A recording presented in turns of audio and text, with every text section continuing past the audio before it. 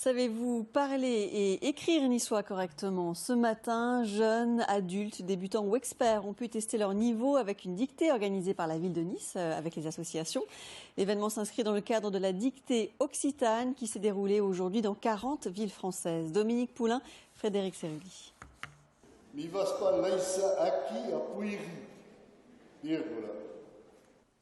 Des Niçois de tout âge se prêtent à l'exercice de la dictée occitane.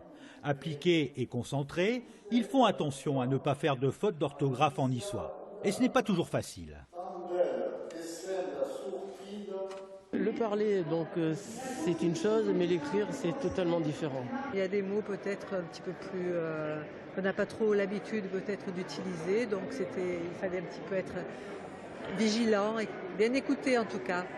Il y a toujours un peu la compréhension, parce que moi, à un moment, j'ai pas trop compris, j'ai pas trop bien entendu. Mais non, le texte n'était pas très difficile pour ceux qui connaissent un peu le niçois.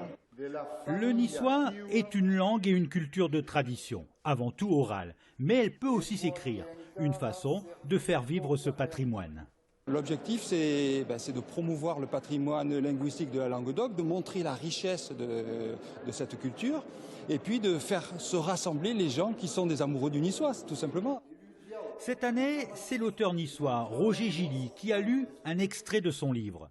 Ces jeunes, eux, apprennent le niçois à l'école. Ils ont déjà de solides bases, mais pour ce qui est de l'écriture, c'est une autre histoire. Il y a le verbe être en niçois, c'est compliqué. On a l'habitude parce qu'on a commencé en maternelle, on écrit de mieux en mieux.